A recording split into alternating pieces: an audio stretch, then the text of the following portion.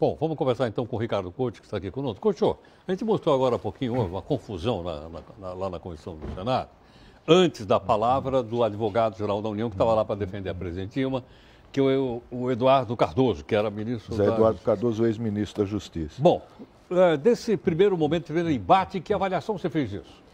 Quando eu vi as imagens aí, agora me lembrei daquela velha frase, né? Olha o nível. Olha o nível.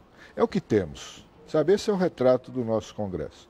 Sabe, infelizmente é isso se repete quase todo dia. Nós vimos na CPI da Petrobras também, na comissão de ética do Eduardo Cunha, que não anda, que aliás nem se fala mais nisso. Sabe, é uma vergonha, como dizia o teu amigo Boris Casoy. É realmente muito difícil, né? A vida política num país como esse, que nós chegamos ao impasse, né?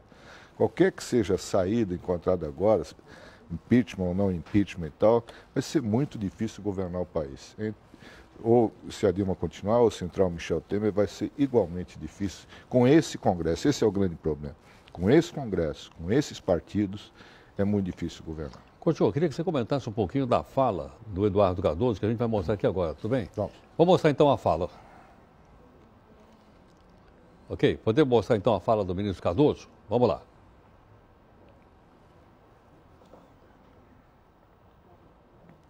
Acho que ele ficou congelado, Couto. Por quê? Porque não se afasta politicamente um presidente eleito. Ele só pode ser afastado se ocorrerem pressupostos jurídicos claros, indiscutíveis. Somente quando ocorrem esses pressupostos jurídicos claros e indiscutíveis é que se abre a possibilidade de se fazer uma apreciação política sobre eventual conveniência ou não de permanência do presidente da República. Sem os pressupostos jurídicos, sem a configuração desses pressupostos básicos, jamais poderá haver o impeachment validamente posto no campo de um Estado democrático de direito que adote o regime presidencialista. E aí, Couto? Ele, inclusive, definiu a palavra golpe como opção de ele falou que eu não conhecia. Esse impeachment é golpe, né? E justificou, disse que foi feito por vingança do Eduardo Cunha. Ele centrou nisso. Eu acho que o ponto principal, politicamente falando, ele disse que o Temer, né, que agora é a guerra Dilma e Temer, o vice-presidente, praticou os mesmos atos pelos quais a Dilma está sendo processada, as pedaladas fiscais. Ele diz que se houver impeachment da presidente, então tem que ter também do Temer, ele não pode assumir a presidência. E falou que impeachment está na Constituição, né, mas que esse impeachment é golpe, é rasgar a Constituição. Ele falou quase 2 horas aí, hoje, né? Foi muito veemente. A gente montou a tarde inteira aqui. Que antes teve aquela coisa que nós vimos aí, né? Mas eu acho que isso não muda muita coisa, porque ali é tudo cobra criada, né? Os membros da comissão do impeachment, cada um está de um lado, do outro e tal. Quem vai decidir essa questão, para variar, são os indecisos do baixo clero.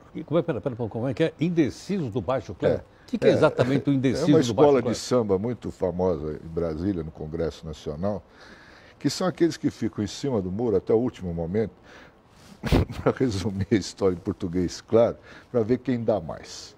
E nesse momento há uma disputa pelo voto, né, a favor ou contra o impeachment, tanto por parte do governo federal, como do possível governo Temer, né, que ainda não existe.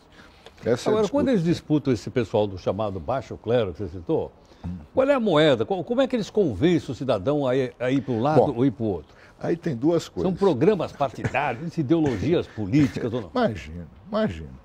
Aí tem duas coisas. Tem a coisa pública, notória, que nós estamos acompanhando, o feirão de cargos, né, dos ministérios. E em várias situações e tal, tem também uma outra parte que a gente não vê, né, que o parlamentar leva alguma vantagem. Esse ano, a gente não pode esquecer, tem eleições municipais. É verdade. Né? Então tem as tais emendas parlamentares, né, que cada deputado tem direito. Achou 15 milhões para o parlamentar? É, por aí. É muita grana, né? Para ele levar para o reduto eleitoral dele, né? Para pequenas obras, estradas e sinais, centros de saúde e tal. Então, isso é uma coisa que está na mão do governo. A caneta está com a presidente Dilma. E o Michel Temer, ele está conversando com um monte de gente, o bunker dele, de conspiração, está aqui em São Paulo, né? Para já montar o futuro ministério. Quer dizer, o cara pode escolher entre um cargo agora como ministro, que pode durar pouco tempo, dependendo do resultado da votação, ou garantir o futuro com o Temer. A coisa mudou muito da semana passada para cá, desde a última vez que eu vim aqui, Heródoto. A política é muito ciclotímica no Brasil. Né? Quem falou que parece uma nuvem? O Magalhães Pinto. Você olha, está de um jeito, você olha, está de outro jeito. Acho que foi Ulisses, né? Foi isso ou não? É um desses velhos aí, Magalhães Pinto, Ulisses e tal, mas é isso, é ciclotímico, né? O comportamento muda. Então, semana passada, todo mundo estava dando certo, os analistas todos e tal, que o impeachment seria aprovado. Mas dessa semana, todo mundo está falando o contrário. O que aconteceu? Né? O que mudou de lá para cá? O país continuou com os mesmos problemas. Eu acho que o que aconteceu foi o seguinte, o desembarque do PMDB não deu certo. Acho que foi um erro estratégico do Michel Temer. Né?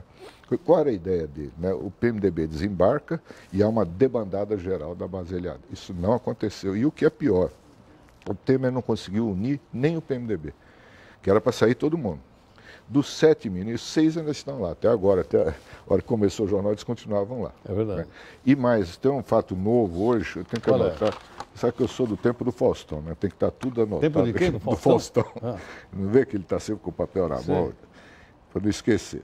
O senador Waldir Raupp, de Rondônia, ex-presidente do PMDB e homem de confiança do Michel Temer, ele propôs hoje eleições gerais para todos os cargos em 2016. Olha que maluquice. Mas tem eleição em 2016? Não, ele quer mudar, é uma proposta de mudança, eleições para tudo, para presidente da República, governador, senador. Sabe? Como é que você... O Temer fez aquilo tudo, aquele desembarque apoteótico em 3 minutos, né?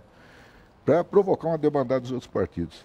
E agora um cara de confiança dele, né, ex-presidente do partido, Waldir Raupp, propõe eleições gerais. E disse que não haverá impeachment. Agora, quer dizer, nem o PMDB, liderança do PMDB, acredita nisso. Queria que você analisasse mais um pouco a fala do advogado Cardoso, né?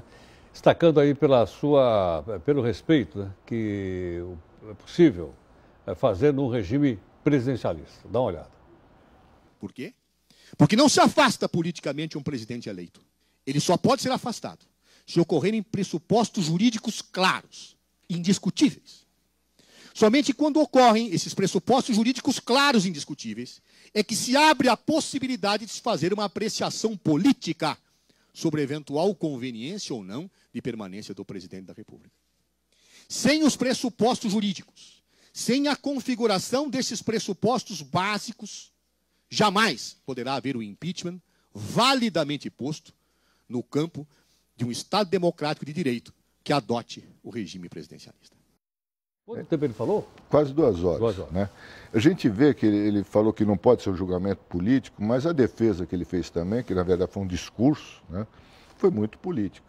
Né? Foi jurídica e foi política também. Né? Eu acho muito difícil que isso mude o cenário, né? Mas ele falou bem, né? Ele usou argumentos jurídicos e questões políticas importantes. O que se destacou mesmo foi o que eu falei antes, essa disputa com o Temer. O que vocês estão querendo contra a Dilma é vingança pessoal do Eduardo Cunha e se for acontecer isso, o Temer também não pode assumir. Veja só, tem um outro pedido de impeachment lá. Da OAB. Da OAB, que tem o mesmo argumento da pedalada e mais as disputas que foram... Você imagina, por exemplo, se esse é rejeitado e se abre um novo... Isso é possível, tudo é possível. Eles podem rejeitar esse e abrir... O Eduardo Cunha pode abrir outro, tá? Porque ele quer ir até o fim. Também para salvar a própria pele. Será que nós vamos chegar vivo no final dessa história aí? Não vamos resistir a esse negócio? Tem uma coisa boa aqui que eu notei aqui. É o seguinte, essa agonia que nós estamos vivendo, que todo mundo está vivendo, né? Tanto que nós, há tempos, a gente não brinca aqui no jornal, que era um compromisso nosso 5 anos atrás, mas não estamos conseguindo, é que essa agonia vai acabar em 15 dias, para um lado ou para o outro. Por quê? Está prevista a votação no plenário, né? Não esse fim de semana, o outro. Né, daqui a 2 semanas. Né? E aí você vai ter uma definição, para um lado ou para o outro.